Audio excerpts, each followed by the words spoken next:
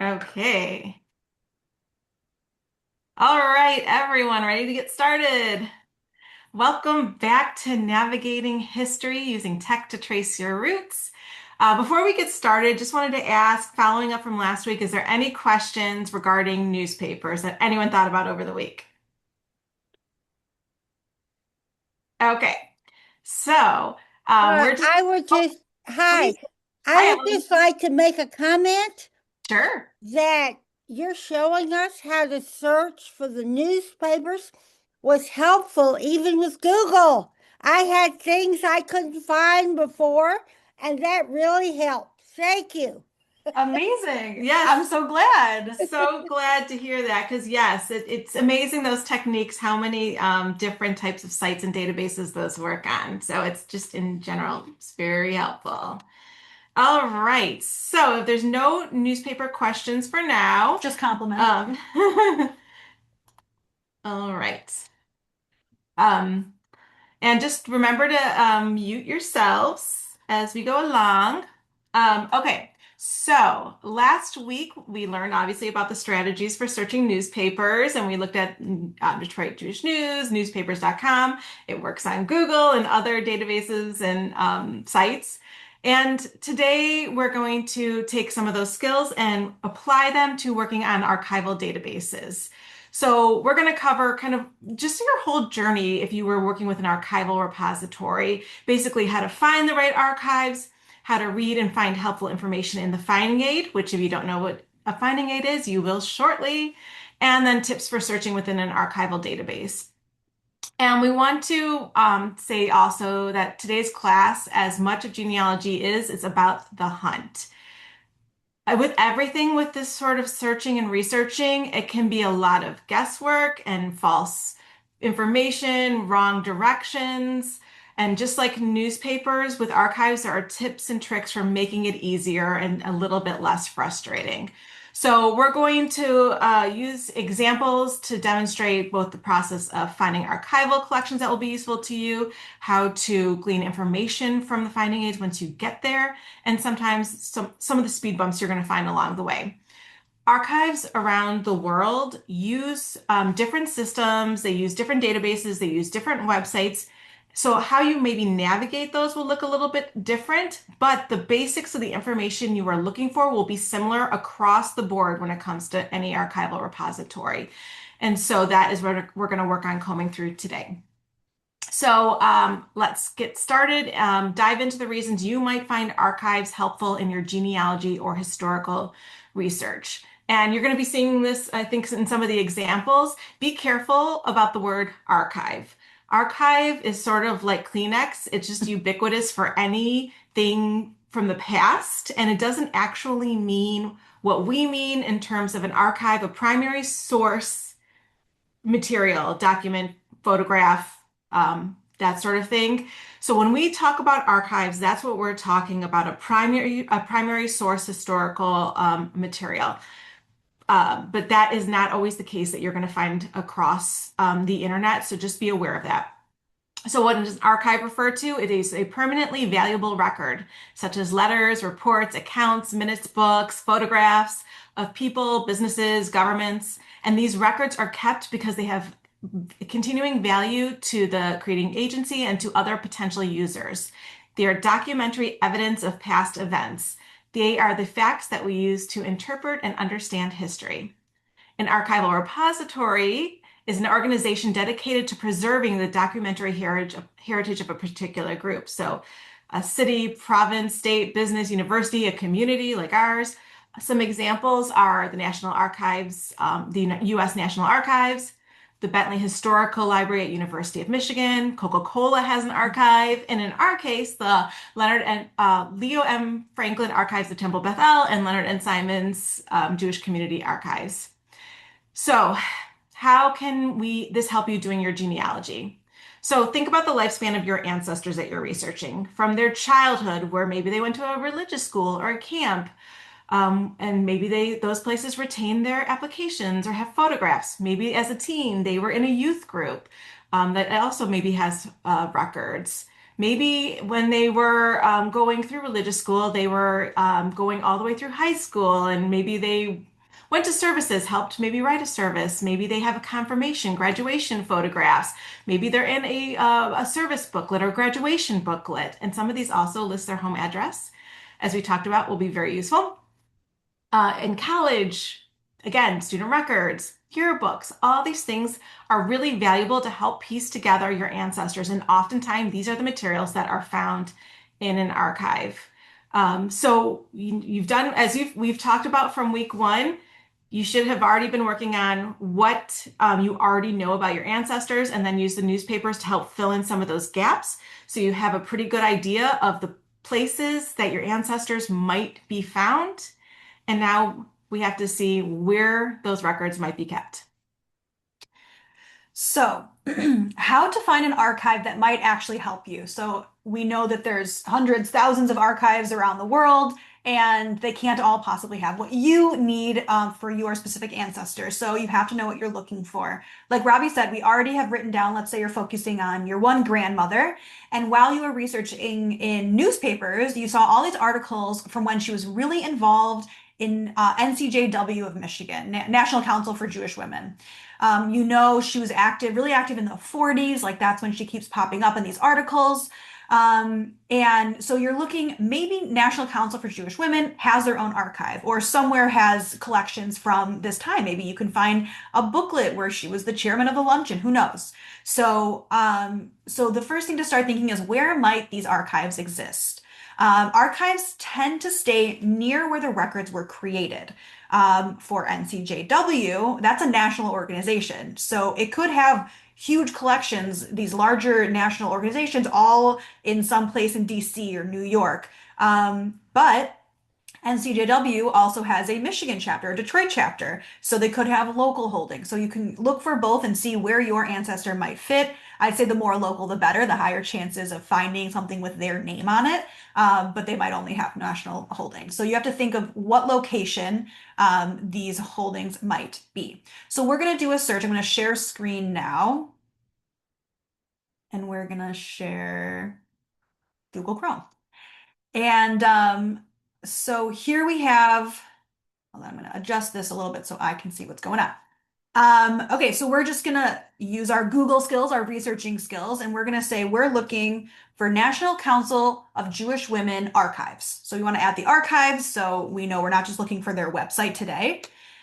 And when we search that, a lot of things come up, which is wonderful. We have some good resources. The first one that comes up is the Library of Congress. So they have records. Look at this, National Council of Jewish Women records. And it's a PDF. So when we click this, it's going to take us right to a finding aid. And Robbie's going to actually dive very deep into finding aids soon. And this is a great way to see, it's a collection summary. Here's the catalog record. Here's what's in it. Oh, it has all the volunteer organization, all the different things they did, subject. Like this is really great. A lot of information. And we're going to, again, dive into how to read finding aids more. But as we're looking at this, we're seeing it's a lot of national conventions and national stage things. And my ancestor, she was really doing local chapter things. So I don't think this is going to be where she is. This is that national admin side of things. So let's go back. And again, we will go into how to read a finding aid more. So you'll be able to find these things that I just mentioned. But right now we're just looking for the archive. So Jewish Women Archives, this is a digital. So this is not showing me that there's actually a collection for National Council of Jewish Women. This is a great website and blog and it has resources, but this is not really what we're looking for. So I went back once again. This is National Council of Jewish Women's actual website and it says archive. So I'm going to click it. And here's where we get the use of the word archive to not actually mean a primary source repository. So when they say archive, what they actually mean here is here's a backlog of resources we have. That's not the primary sources from NCJW that I'm looking for. So this is, again, just because it says archive does not mean this is their archive. So we're going to keep searching. This is that hunt, is just because it's populating on Google does not mean it's the right thing. And here now we're starting to get into some repositories. So Center for Jewish History is a archive. Um, and so let's click this. We know Center for Jewish History is an actual archive. And now we get a website we're going to start being familiar with. And we're going to do a section on navigating an archive database. But right now I just want to focus on this Birmingham section. So my family is not from Birmingham, Alabama. This is not what's going to be helpful for my search. So I'm going to go back, but I know now Center for Jewish History is a real archive. They have these pieces, the collection inventory, container inventory. This tells me this is a real archive, but it's not the archive I'm looking for. So I'm going to go back, and all these little clues are what's helping us get narrowed down to what we're going for. So Rao Jewish Archives is an archive we've heard of. They're great. We love them. They're in Pittsburgh. But of course, because archives are usually where they're created, the National Council of Jewish Women, Pittsburgh, is also not what I'm looking for. So now I'm realizing that these results are just too big. So I'm going to add in the word Detroit. And ooh, now we have things that we're starting to recognize. So we have the Jewish Federation of Detroit has a finding aid, and the Walter P. Reuther Library of Wayne State has a finding. What? That's ours. Yeah. Yeah. So we're going to click the Federation of Detroit's art finding aid. And this is an old version of what we used to use. But if we scroll down, because it looks like it's in alphabetical order, National Council of Jewish Women, Greater Detroit. Look at that. That is probably oh, wait a second. Access denied. Okay, we're back to the hunt. This is good. This is a stumbling block that we talked about that you might come across. Yes. So now I'm thinking to myself, okay, so access denied.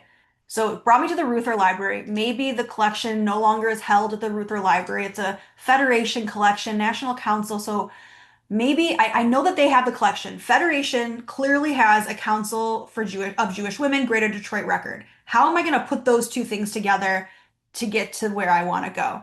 So I'm scrolling here just to see if there was anything, but it's not. So now I'm going to type in Federation Detroit. Like this is me. I'm like guessing like where could their archives be? And I'm not really finding anything. So now I'm on a different hunt. Now I want to find Jewish Federation of Detroit has an archive. This could be great not only for Council of Jewish Women, but if my ancestor lived in Detroit, maybe this is the archive I need to be looking for. So I'm going to get rid of Council for Jewish Women for just this moment. And I'm going to try to find the Jewish archives of Federation. So here's the Leonard and Simon Jewish Community Archives. Here's their oral history, women in leadership. This is interesting. And I clicked and I find this interesting website that says Joan Meyers Jampel Center for Michigan Jewish Heritage, home of the Rabbi Leo M. Franklin Archives and the Leonard and Simon's Jewish Community Archives. And if I read here, it shows this is the archive of Metro Detroit. Okay, I think I found the archive I'm looking for. And I will tell you, actually, when you have to hunt, it makes finding it all the sweeter. So this is a real example of like, we obviously already know that National Council of Jewish Women existed in this institution. But if I'm Googling right from the start, you're going to have to stumble through okay, that's not really an archive. That's not local. That's Pittsburgh. And piece together the little things you know, using those research skills and entering in the right stuff until you find what you're looking for. So we found it. And now we're going to dive into a bit of how to navigate an archive database. And you're going to utilize once again. So not only to get here, you had to utilize your new research skills, but again, within the database, you're going to utilize your research skills. And I'll show you a couple sites, but we're going to start with this one. And there's going to be 3 things really on every site that you want to be looking for. And they're going to look different, but they're all going to be in existence. One is how to search on the site. The second is how to access a finding aid or container list on that website once you find a collection. And the third is how to contact a staff person and an archivist. So again, it's how to research, how to literally search the database, how to get access and an understanding of the collection through a finding aid or container list, and finally, how to contact the archivist. Because if all else fails, contact that archivist, and we'll talk more about that. So we're going to start here with our website. So we obviously know how to navigate it, but what's great about this is We use a database called Past Perfect. That's this catalog access. It's similar to other things. So there are plenty of other archives that also use Past Perfect. There's a few like classic types of database management systems, and we use this one. So when you're looking at other archives, it might look really similar just with someone else's logo. So it's kind of a lot of the same elements. So we're going to start here with looking at the home page. So right at the top, we have home, and this is great. It describes who these archives are. That's really helpful, how to contact them, a little collection spotlight. That's fun. And then tips for searching. And they're telling you here, keyword search is going to be our classic catch-all. It's going to, just like Google, it's going to find anything that's going to exist on here if you search the right way. Advanced search, we aren't really going to go deep into advanced search because that is when you're trying to find a needle in a haystack. And honestly, our collections are not millions and or tens of thousands of collections. You aren't going to need advanced search on our specific website. And then random images is actually just fun. So it's kind of silly that we put it down there, but that's just a fun tool to explore the archives. And we'll get back up there.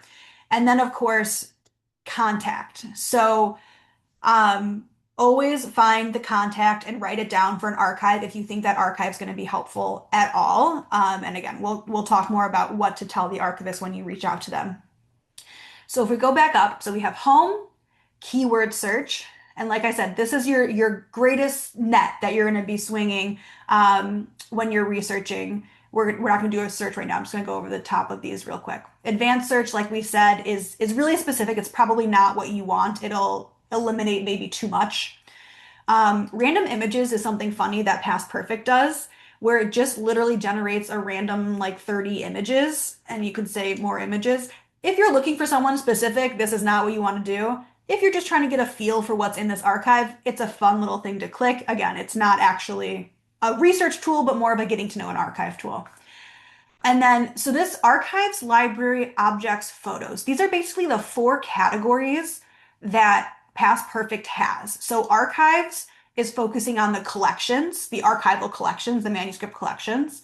Library, we don't really use that much. You can see we have some genealogy books on here, but it's not a very popular thing that archives will also list their library collection. Objects, archives do have objects, of course, you can see here. So there's Torah covers and figurines and things like that. But mostly when you're doing research for your own ancestor, you're not looking necessarily for an object. And plus, a keyword search is going to pull that up for you.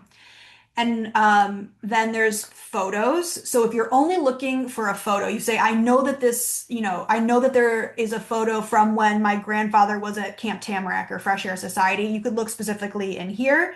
But again, it's a limiting part of your search. So just know that if you click something like photos, it's only going to bring up records that have a physical photo on their database. And for example, the amount of photos digitized between our two collections is a teeny tiny fraction of how many photos are in the entire collection. So I also would not take this as if they don't have a photo, they don't have a photo. Right. If it's not digitized. This is probably 1% of our photo collection. Truly. And the last helpful thing is people. So you can see here the way that it's written is last name, first name. So that's something to note when you're doing your searches, especially if you're using quotation marks. And keeping in mind, again, the initial. Is it going to be Joseph Weiss? But if he was a rabbi, will it be Weiss, comma, Rabbi Joseph? So again, when you're doing searches for a category like people, notice how this database, whatever database you're on, but this one is doing last name, first name, which means basically anytime it's going to name this person, it's going to be last name, first name when they're tagged in this way. So let's just click Weiss Joseph.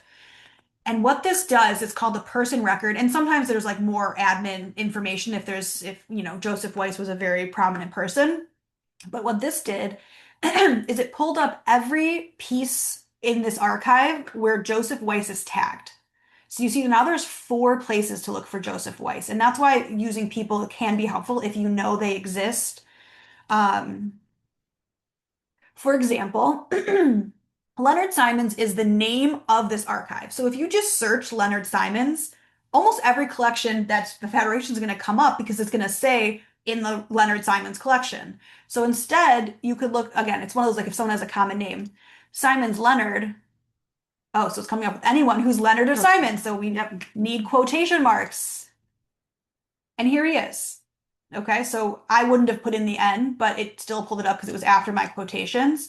And the great thing about this person record, he was a prominent enough member of the community. Obviously, his name is on the archives.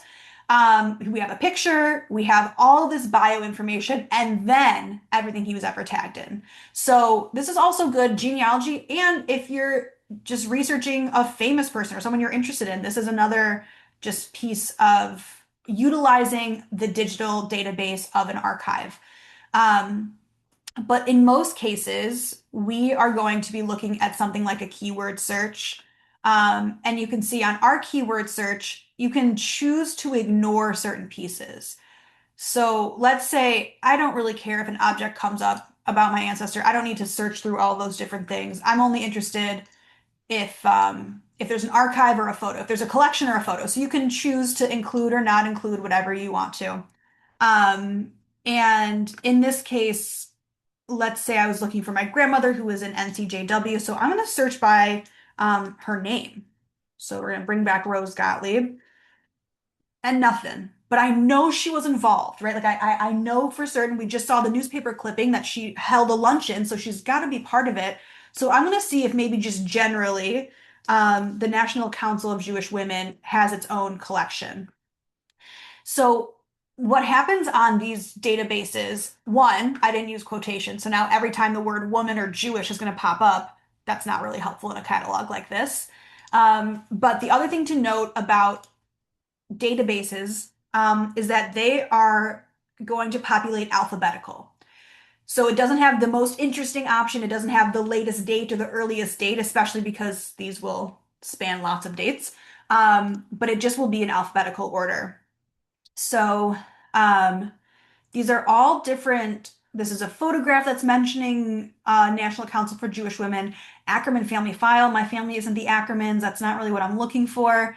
These are all alphabetical. So I'm kind of looking, waiting to see the N for National Council, see if they have their own collection. So I'm going to keep going, keep going. Oh, Jewish women, that might be interesting.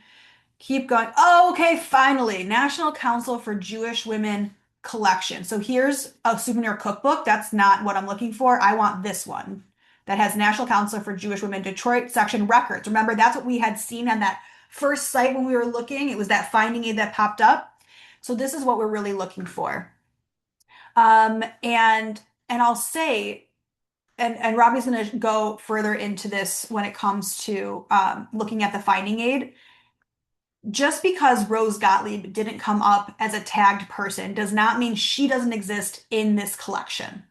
Not everything is on the database to begin with. So let's say that she was part of a certain chapter of something and that organization isn't really popping up, it's still worth it to reach out to an archivist, especially a local archive where your ancestor lived, because that archivist might have access to something that's not cataloged yet, that's not on their database yet, or that's part of this something called small collections or reference area or something like that that's not populating in the way that you're going to recognize it. So we're going to say this over and over, but even if you're not finding what you're looking for, if you think you're in the right spot, it's worth reaching out to the archivist.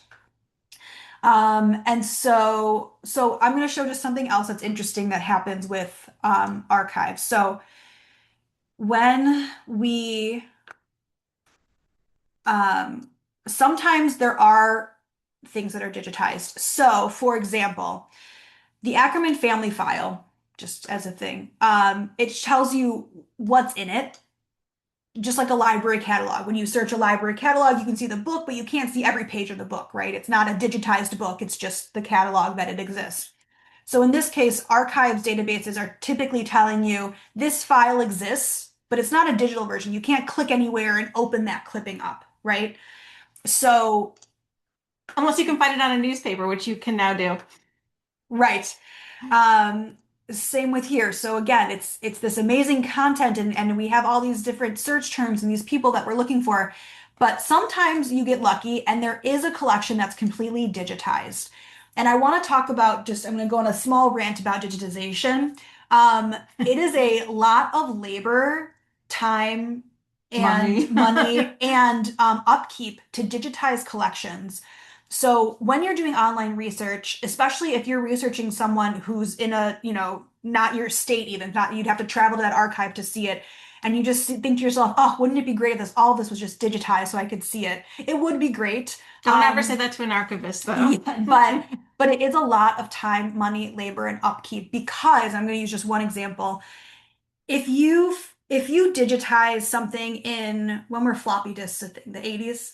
Okay, so let's say you had something on a floppy disk, and that was great. You had it digitized and you could access it anytime you had the computer.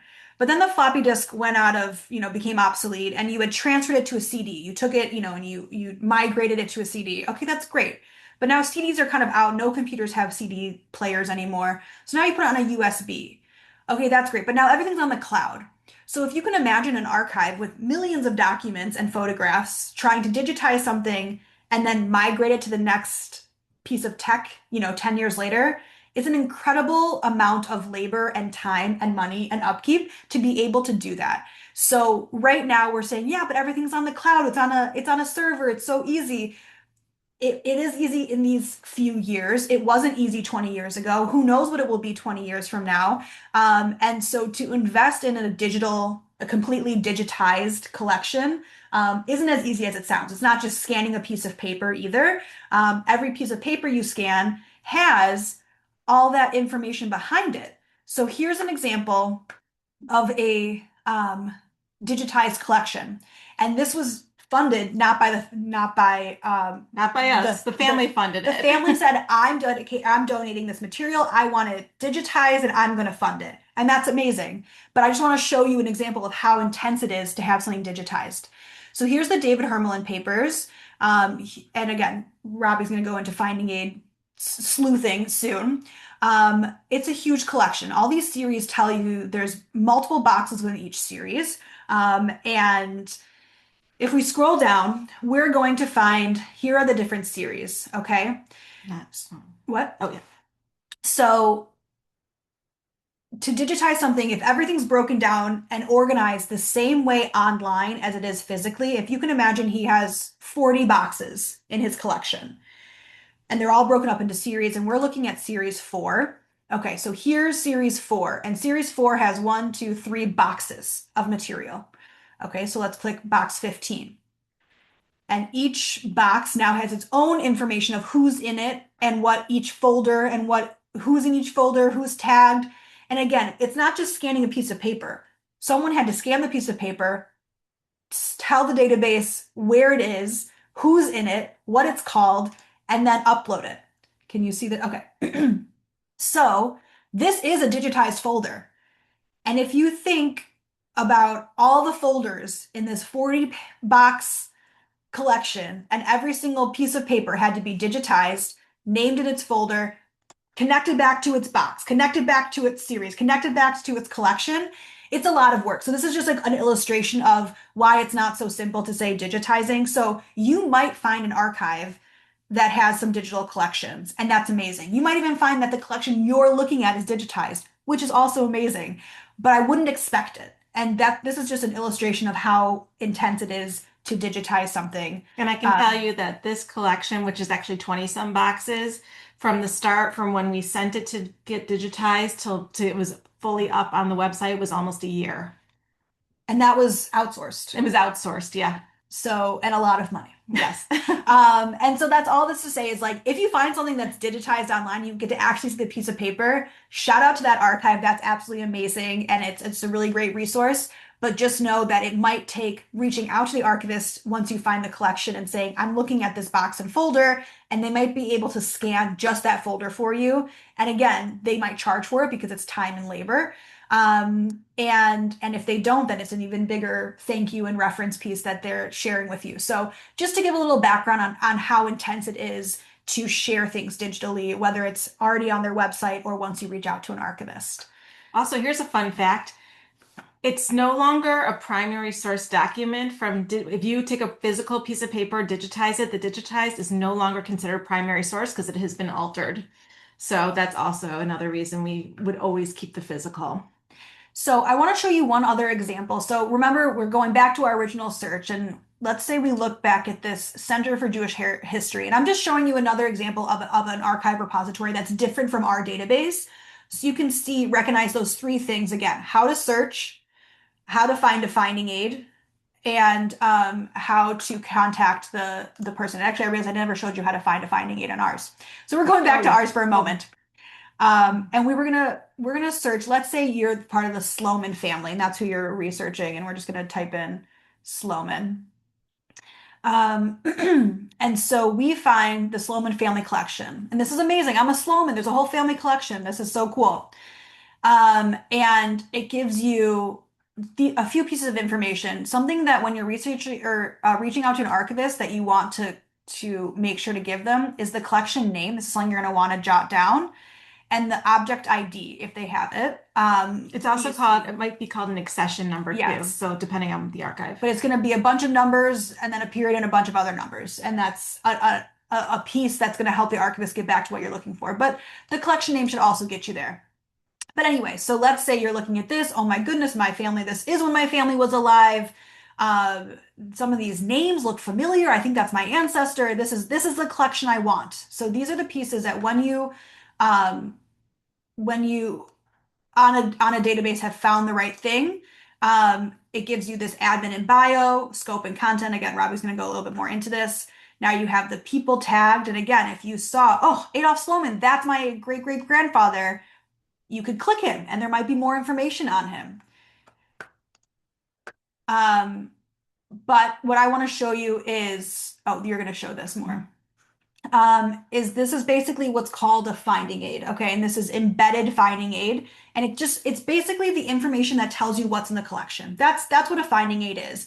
It's telling you the history of the collection, it's telling you the dates of the collection, who's in the collection, and often will include a container list, which literally will name the box and folder and the title of the folder that says correspondence 1918 to 1924.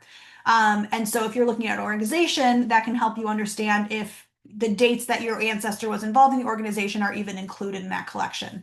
But again, Robbie's going to dive into that more. But this is how you find it. So once you searched your Sloman family, you found something interesting, sisterhood collection, whatever. That next thing that you're looking at is the finding aid, the thing that's telling you that the detailed information about a collection. And I want to show you again on the Center for Jewish History. This is just a national organization that has a couple different repositories, all part of it, similar to ours, where we have two different archives. So they have all these similar pieces, right? So they have home, they have repositories, which is like our archives, and collections. They have subjects, so that is people, places, or things. And just a classic keyword search. So in the same way that our database has these top pieces, you're going to look for it on every website. And here, the most simple, obvious thing to do is to find their most general search. So here's our general search term. This is something I've searched before, so we're just going to click it anyway. So my ancestor was part of the Jewish Social Service Bureau, and I'm going to see if they have any information on it. And oh, look at that, they do, even from Detroit. So in the same way when you searched on our database, comes up with anything that has those words, same thing here. So I'm going back and forth and showing you basically how two different websites are doing the same thing. And so we found a collection that we're interested in, the Jewish Social Service Bureau and Resettlement Service of Detroit. So if we click that in the same way, again, I'm just kind of going back and forth to show you how similar they are. We're looking at sisterhood. So this is an organization collection within the archive. And they have two places to find their finding aid. One is this PDF finding aid, which lets you click it, and in a second it will download, theoretically. But until then, the other places they have it on the side here. So this is their very long finding aid. And you can see they have also like series, just like those David Hermelin papers, and that's just a way for an archive to organize. And you can say, oh, miscellaneous, that's interesting. And you break down and you're going visually, you're going from series, how they organize, to an actual box, to an actual folder. So in the same way that we did with the David Hermelin papers that we had to click, click, click until we finally got to the PDF that was digitized, they have the same thing. And I thought that if I clicked it, it would go to what I wanted, but it didn't. Um, You have to click forever sometimes, but yes. yeah. So you can keep going down as long as they let you. But let me go to that finding aid. Let me see if it's gonna pop up. Okay, it did pop up for you. So this is a finding aid in another way. And again, Robbie, this is going to be a section she'll go over in just a moment, but it's showing you how it's organized. And this is all in one PDF paper. All that information we saw before, the dates, the scope and content that's on that main piece of on main web page, that's all in this PDF too. So it's the same information. When we say finding aid, it's the thing that tells you what's in the collection, the years the collection are, the history of that organization or person, and then the container list. Like that's kind of capturing the finding aid. These are all their search terms. And then we get into, excuse me, the box and folder. So American Zionist Federation, box 9. I have no idea how they don't know the folder, but that's a different story. So this is telling them, the archivist, exactly what box to pull. Um, and so this is really taking an overwhelming amount of paper that the archivists have organized. They then write the folder number or the folder name, put it into the box, organize it within the series, and they're trying to put it into a container list to help you find it. What I like about PDF finding aids is you can do a control find. So that's literally control F, and you can search, let's say we're searching Detroit. And now it's going to pop up every time Detroit is mentioned in this finding aid. So I know, oh, Camp Tanuga is mentioned. My ancestor went to Camp Tanuga. Now I'm really interested. And you can say box 16. I'm interested in box 16 in the Jewish Social Services Bureau of Detroit collection. And these are, again, always trace your steps by writing notes of where you're finding things. So you're still in this main collection of the Jewish Social Services Bureau, which seems like a very long time ago we mentioned that. But so that's a container list. And I am going to hand it to Robbie because it's kind of hard to understand what we're even talking about without diving a little bit more into what a finding aid is. So I'm going to stop sharing and hand it to Robbie to talk about what a finding aid is and how to read it so you can really understand what you're looking at. So, good news is these things are all going to look familiar to you now because we've gotten to see them on different types of records. But really, the finding aid is the single most important tool in finding relevant material in an archive. And it doesn't matter across the board, no matter which archive you go to worldwide, the finding aid is basically the same. There's actually like kind of rules for how they're written basically that you learn in grad school. So across the board, this is how it's done. And just to say, so when you're looking online, obviously those were all digital versions of the finding aid. 20 years ago, or when you just physically go into an archive, that's an actual document they're handing you. And you say, I'm looking for my ancestor for NCJW, and they hand you the NCJW finding aid, and you can flip through it physically. That's like the typical use of a finding aid. Obviously, having it online helps you search it easier, but it physically is here in the archives too. Each collection has its own physical finding aid. Yeah, I will tell you, when I first started my career, I worked at the Reuther Library right out of grad school, and it was all basically paper finding aids. I actually helped to put them online when I was there, but you actually had to go there into the reading room and actually go look on their collection. They had a wall of paper finding aids. You went to see if they had a collection, then you sat at a desk. You looked for the boxes you wanted, you turned in a ticket that said what you wanted, and it might take a half an hour for them to pull it. So this is actually much easier system actually now having finding aids online. Of course, not every institution can afford to put their finding aids online. It takes time and money to do it. So just because the archive does not have their finding aids online, that doesn't mean they don't have material. So we'll kind of keep harping on this. The archivist knows best. So always contact the archive. For example, the Franklin Archives didn't have a digital database for the public, this digital database that we've been using today. We didn't have that till about 2 or 3 years ago. And so before then, someone would have had to, in their Google searching, figured out that Temple Bethel had an archive, contact the archivist and say, hey, I'm looking for this person. Do you have any collections or materials on them? And you would skip the entire part of searching a database, which you can still do, especially for ones that don't have the digital database. But you also can always skip the searching the digital database step as well. if you want to just go right to the archivist. But if you're lucky enough to have something digitized online, then that's a great way to just dive in. But anyway, my point being that reiterating, not every archive has a digital database and they are still worth researching. Okay, so I'm going to do for my example, let's say your ancestors, you found out that they were congregants of Beth Am or maybe one of the synagogues that was a part of Beth Am. Now, when you're searching, and I'm going to start from the beginning because just like think about, okay, I'm looking for this congregation. You might start with a keyword search first. I'm putting it in quotations.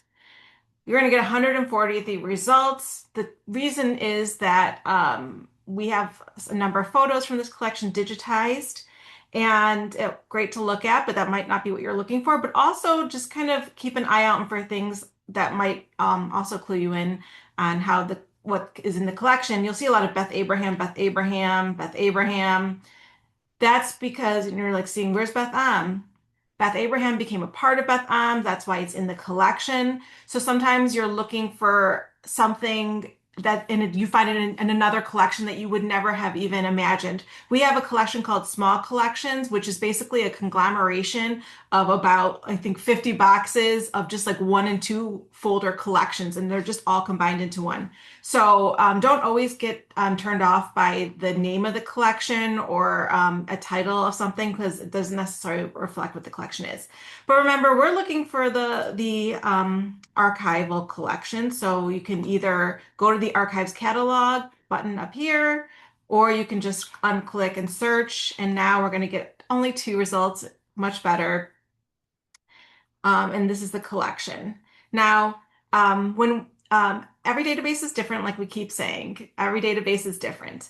So on our database, so you see we have the typical materials. I'm going to explain this more in a second, but these are the typical things you're going to find on any archival finding aid, but it might look different across different organizations, but the information is there and it's basically the same. Now, on our sites, as Laura has explained about the embedded versus the PDF, that's really just a choice. There's a few reasons why that might be, why one finding aid might be embedded into the website and one might just be an attachment that you have to open. Embedded meaning that you can see the whole thing on that page, and obviously PDF is the one that you click and becomes its own document. So sometimes it's just such an old collection. They just have this old PDF format. They never had the time to go through the steps. It's very time consuming to embed a collection. So that could be time, resources, money. There's just like so many reasons why it's not, or it could be really long. So in our case, we have some collections with 600-700 boxes. That would be very difficult to have an embedded finding aid for us on this website. Other types of databases, you might find that a little easier. But I want to go on to the bottom because normally you'll see somewhere, and you saw in the Center for Jewish History also, where it says attachment PDF. So you're kind of looking if they have an attached PDF. In this case, we do. It's going to bring it up. What's nice about this, again, is that control find. If you were looking for something, you could do a control find and do a search. Or you could search a year, you could search a name, you could search, they were on the board, so search board minutes, whatever it is that might get you to what you're going for. But keep careful on the year, just because, so like say we have board minutes from 1995 to 2000, and it will say 95 to 2000, but your ancestor was 96 and you put 96, it doesn't come up. It's just because you missed that date range. But you could do control find 9199, and now you're going to find anything in the 1990s. With the or just not keep going. Yeah. Oh yeah, that's true. So part of the fun wild searching, card search too. Yeah. Okay, so this is a very typical finding aid. So always starts with the collection name. If it says records, that refers to a business, an organization, an institution. That's any basically kind of that organizational records essentially are going to be called records.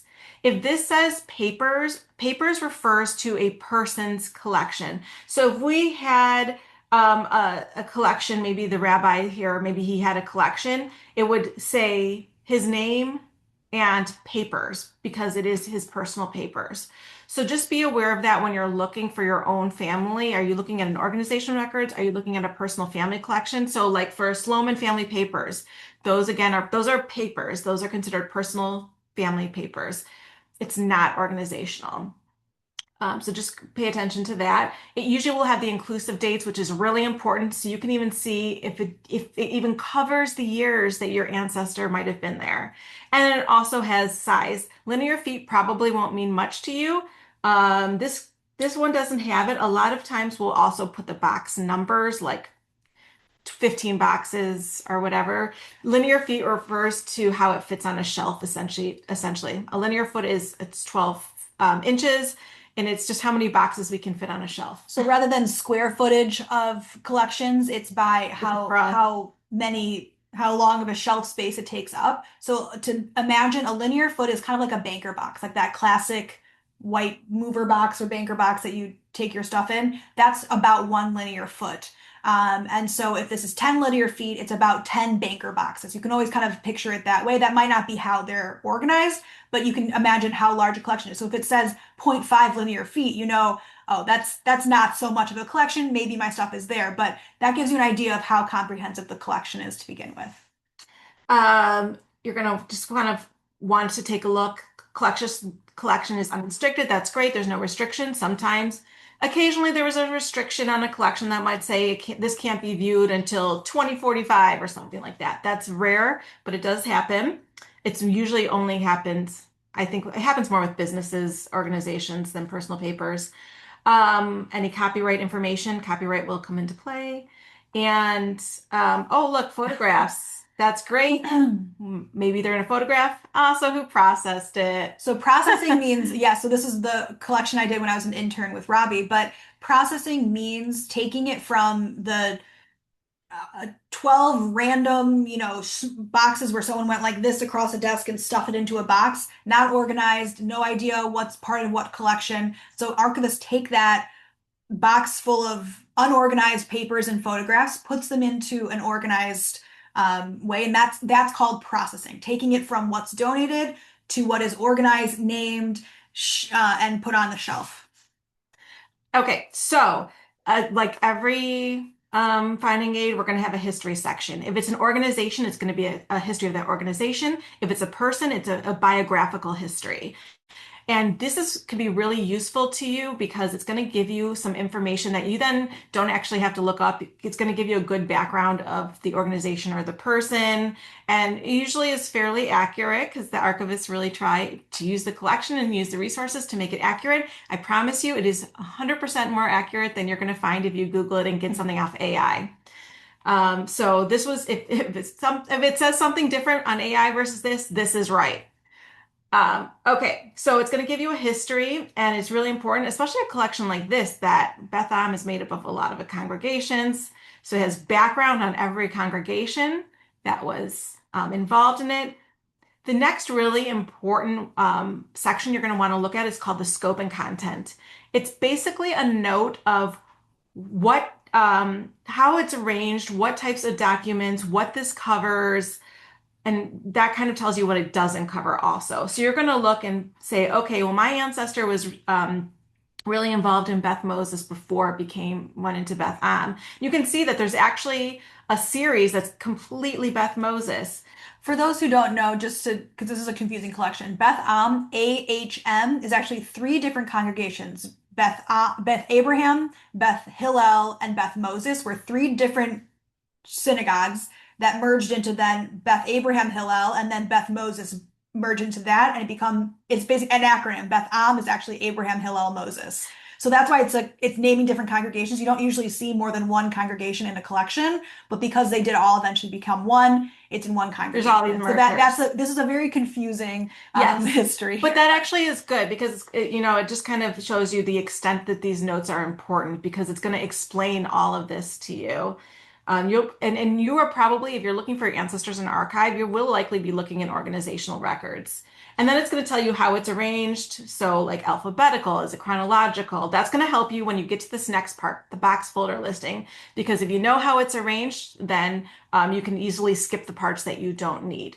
So you can see this is first arranged by the series, and then within the series, it goes alphabetical. So what you do is you look through that, and this is again where that kind of you have to critical thinking and the hunt that you've done before comes in, because you have to think, okay, I know my ancestors really involved, and from the newspaper articles, I know that they were on the building committee and they were part of a new building, a part of working on the new building plans. And so their name might never appear in here. If you're looking on this box folder list, they might never appear by name, but their name is on a document somewhere. So you have to look for the types of documents, committees, subjects, topics that they might have appeared in. And so if you know they're on the building committee, you're looking at all those building records and saying, this might be where I can find them. Um, and so that's really, you go through the whole Just finding sort of aid. that hunt is where you take the little pieces of information to your puzzle that you know and you apply it to when you're looking at this finding aid. And wow, we can talk apparently forever about archives because 10, 15 minutes went really fast. I'm going to speed through a few minutes because we really want to have you ask questions if you have any. But this is basically what would happen now. So I'm actually gonna just to stop the share for a second. I want us to get down to like contacting an archive. Yes. So Okay. the last thing is I'm going to share screen for just 1 minute and show you an example of a collection where the finding aid is not a PDF. So this is Temple Bethel Sisterhood Collection. Going down to the word containers, so container list, that is where it said box one, folder one, building committee, right? So in this case, it has containers, but it doesn't even have box folder here. It won't have it till you click it. So let's say, oh my gosh, there's cookbooks. That's so cool from the sisterhood. Once you click it and you kind of get to as far as you can go, and I don't know why our computer is being so slow. Now it's going to tell you, oh, that's in box two. And it has again that linked with object ID. So that's information you can tell the archivist, I'm looking for the Sisterhood collection. Here's the ID number associated with it. I'm looking at box two. So just showing you a version of how a finding aid doesn't even necessarily have the box folder all in one perfect place, just depending on what you're looking at. And finally, so the last thing we want to mention, and we've kind of been sprinkling this in, is if an archive has what you're looking for, it's worth reaching out to the archivist to see if you can get a digital copy of it or make an appointment. If it doesn't have what you're looking for, but you think it could, it's still worth reaching out to the archivist and seeing if they know if there's more information on your ancestor. And there's a couple details that I would always include in your email to the archivist. And this is coming from people, we have both been on the researcher side and receiving research requests. Um, and it's to include a couple things. One is um, and a reason why is like we said, so the PDF searching, you can't search on the database and get the results of what's inside the PDF. So you just might be missing things. There's also things that are backlogged. So they might have gotten a donation from NCJW that just isn't even in the collection yet, and but they as the archivist know that that exists. So they're always there a little bit more in the know of the collection and where else you might find, well, oh, NCJW, actually, that used to be called this other organization, and there's a totally different collection that we could be looking in. So that's part of utilizing them as a resource. So you want to, of course, include your name and contact, and you want to describe to them the who and what you're looking for and be as clear as possible. If you can ask a direct question with some context. So, for example, I'm looking for information on my grandmother, Eve Berman. I understand she was involved in NCJW Detroit in the 1940s. So, what you've already collected information wise. Does your archive have material on NCJW in the 1940s? Or you can be even more general. I'm doing genealogy on Eve Berman. I'm hoping to find records. I know she was a member there. Do you have anything? But if you get too open-ended, it can be overwhelming, and the archivist is going to just come back with more questions. If you're too specific and they don't have it, oh no, we don't have anything NCJW from 1942. Then you might miss a chance to get their help finding something else. So the kind of context and question is the best. I'm looking generally for this thing, and I think you might have this is a good formula. And so the other piece is give them what you know. her name was Eve Berman. She was born September 1919. Her parents' names were Abe and Bella Cohen. And now you're giving them more information that well, I don't have anything on her, but actually, the Cohens were members and we do have their information here. It must have been when she got married, she went somewhere else. So again, the more information you can give them, the more clues they have in their searching capabilities. And the last thing is, I would always say to finish with, if you don't have such records, do you have a recommendation of where I could find them? So in addition to them knowing their own archive really well, they probably know a lot of the other archives either around them or with similar collections to theirs. So they'd be able to say, we actually don't have them, but the national or the American Jewish Archives holds their collection, even if it's Detroit. So they just might be more familiar of where to lead you next. So kind of that the question you're asking them, the context around it, any background information you have, and leave it open at the end. Ask them for that extra help. If you don't have this or you have any other suggestions, please let me know of where I could be looking. I will say again, and we said this earlier, archivists are there to help. We want the collections to be seen. We want them to be used. And so they want you to be asking them. It's not a bother. So ask for their help for sure. They want to be helping you. Just so finally, in the last couple of minutes, if you do want to visit an archive, just a couple of things to keep in mind. So you have reached out to the archivist, you know what you want to look at, you know the collection, maybe hopefully you know the box and folder numbers you want to look at. Always make an appointment. Most archives, they might be open every day, but they're not always the staffed and ready. They probably have most archives, smaller archives especially, have a small staff. And they'll want to pull the materials before you get there, especially if you Right. know what you're looking for. It can help you not sit there and wait for 20 minutes. Right. So always good to make an appointment with the archivist before you go in, and that way you can make sure someone's there to help you, because that always is extra is out for you. If you come into the archives, just remember to ask, what are your rules of your archive? For instance, any archive is going to tell you can only use pencils, no pens, no markers. Some archives don't even let you bring your own personal items into the archive. You have to leave it in a locker outside. You can't bring in a bag. You can't bring in, never bring in food or drinks. That's everywhere. That's No everywhere. Food or drink. A lot of archives only let you bring in yourself, a piece of paper, a pencil, and a computer. That's it. Different archives have rules for whether or not you can take photos of the collection. Some, like us, allow it, some don't, or charge a fee for it. It's different everywhere, so just make sure you know the rules ahead of time. And finally, this is so important. If you go to an archive and you're doing research, document where you found everything, what the collection is, what the box is, and what the folder is, in case you have to go back to it. So let's say you come to our archive and you're taking photos and you found a great one, and when you get home, you're looking and you realize, oh, you actually cut off half the page and you want another picture of that document. Don't call us and be like, hey, I had 10 boxes today. Can you find this document? No, we It's just can't. hard. It's to know exactly what piece of paper you were looking at is tough without the folder and box number and collection. So you need to say to us, hey, I was looking in box 3, folder 5, because you wrote it down.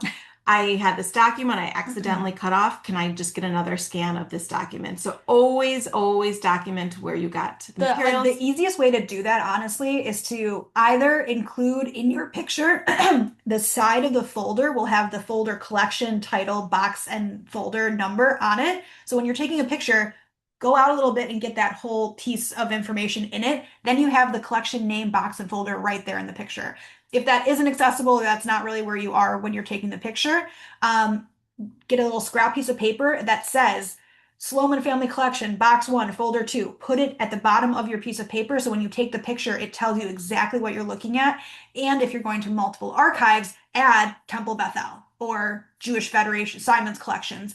The more information you have, the easier it is to trace back, especially if you're going to be doing genealogy in multiple places, doing research in multiple places. Okay, and then just one final thing. Just remember the materials that you get in an archive are owned by the archive. They own the copyright of a lot of the materials in their collection. Maybe not all, but they own a lot of the collections, which means that you cannot gather all your family research, make photocopies of everything, and then say, hey, I like this archive. I'm going to deposit all my research into another archive. One, they shouldn't and wouldn't take it. Because they don't own those materials. So you should not do that. It's for your own use.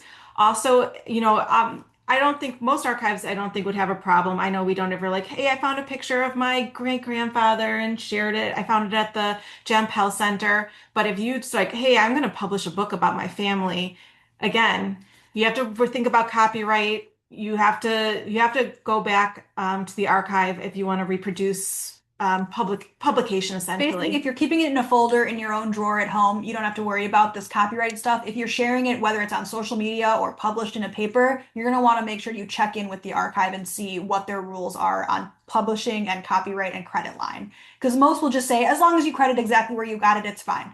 But depending on who you are and what you're creating, they might ask for more. Right. I've worked at institutions where they do not like that.